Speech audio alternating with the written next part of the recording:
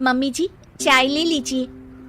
अरे कलमुही, तेरे हाथों से तो चाय पीते हुए भी डर लगता है, कहीं इससे तेरा रंग मुझ पर ना चढ़ जाए। अगर इन्हें इतनी ही शर्म होती तो मेरे इतने हैंडसम भाई को इस तरह फंसाती नहीं। बानी और शिवम की लव मैरिज हुई है। बानी के ससुराल में उसकी ननद और सास हैं, जिन्हें अपने गोरे रंग पर बहुत गुरूर होता है, जिस वजह से वो बानी को सिर्फ उसके सांवले रंग की वजह से नापसंद करती है और हमेशा उसे ताने सुनाती रहती है। बानी उनकी सभी जली कटी बातें सुनकर चुपचाप वहाँ से चली जाती है। तुम माँ और छोटी को कुछ बोलती क्यों नहीं? मम्मी जी बड़ी हैं, हर छुटकी ना समझ, इस तरह उन्हें उल्टा जवाब देना सही नहीं। मेरी जिम्मेदारी उनकी सेवा करना है, जो मैं पूरे दिल से हमेशा करती रहूंगी। ऐसा बोलकर बानी रसोई में जाकर रात के खाने की तैयारी करने लगती है। रात को खाना खाते हुए बानी की सास उसे कहती है, कल मैंने अपनी फ्रेंड्स के साथ किटी पार्टी रखी है, समय से सारा खाना बना देना और अपना मनहूस चेहरा लेकर ज्यादा उनके सामने मत आना, समझी? माँ, बानी आप दोनों की कितनी परवाह करती है, फिर भी आप उससे इतना बुरा व्यवहार क्यों करती हैं? अरे एक तो लव मैरिज करके इस कलमुही को हमारे सर पर लाकर बिठा दिया और अब हम इसे कुछ बोल भी नहीं सकते क्या? भैया तो इनकी तरफदारी करेंगे ही, आखिर इन्होंने पूरी तरह उन्हें अपने वश में जो किया है। जिसे जो करना है करे, बस कल मेरा सारा काम समय पर हो जाना चाहिए। इस पर सब खाना खाकर सोने चले जाते हैं और अगले दिन बानी जल्दी उठकर सास की किटी पार्टी के लिए तैयारियां शुरू कर देती है, जिस पर पार्टी शुरू होने के बाद सास की सहेलियां कहती हैं, अरे वाह री, तेरी बहू ने तो बड़े स्वादिष्ट समोसे बनाए हैं। हाँ भाई, रंग कैसा भी हो, खाना बनाने में बिल्कुल अन्नपूर्णा है। अरे इसकी भी क्या बात करनी, मेरी बेटी से मिलो, इसकी सुंदरता के आगे तो उर्वशी रंभा भी फेल है। उर्वशी रंभा को तो फेल कर देगी, पर क्या अन्नपूर्णा बन पाएगी?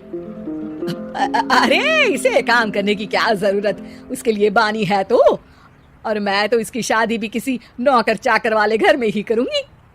बानी वापस रसोई में चली जाती है और किटी पार्टी चलती रहती है। उसी रात को बानी की सास गुस्से में चिल्लाते हुए अपने कमरे से बाहर निकल कर आती है। हाय रे, चोरी हो गई मेरे पैसे, पक्का पक्का इस कलमुही की वजह से हुआ है ये सब। अरे क्या हुआ माँ, कौन सा आसमान टूट गया? अरे आसमान तो उसी दिन टूट गया था जब तू इस कलमुही से शादी करके इसे घर में ले आया था। खुद तो आई ही, अपने साथ साथ मनहूसियत का काला साया भी मेरे घर ले आई। अरे हुआ क्या माँ? अरे मेरी तिजोरी में रखे पैसे कहीं गायब हो गए, सुबह ही देखा, अरे यहीं रखे थे। क्या आप मुझ पर चोरी का इल्जाम लगा रही हैं? अरे काली बिल्ली पर भी क्या कोई मनहूसियत का इल्जाम लगाता है? ऐसा बोलकर बानी की सास वहाँ से चली जाती है, जिसके बाद शिवम और बानी बात करने लगते हैं। देखो, मम्मी की बात का बुरा मत मानना, वो बस परेशान है ना, इसलिए कुछ भी बोल गई। वो परेशान नहीं, मुझसे नफरत की वजह से ऐसा बोलकर गई हैं। उन्हें मैं हमेशा एक आंख नहीं सुहाती।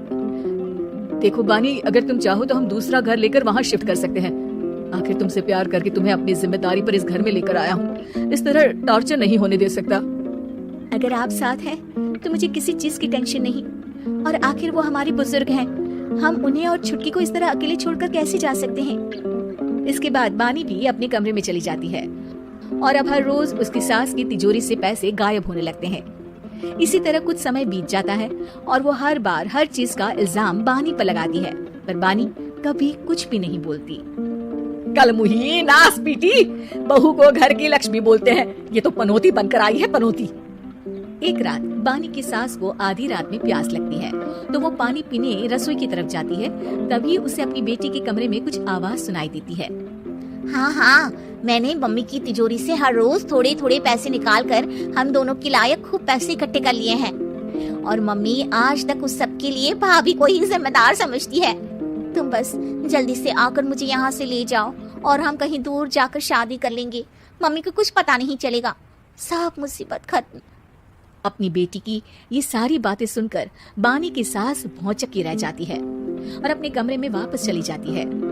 जब अगली सुबह बानी सास के कमरे में आती है, मम्मी जी क्या बात है, आज आप कमरे से बाहर ही नहीं आई, आपकी तबीयत तो ठीक है ना?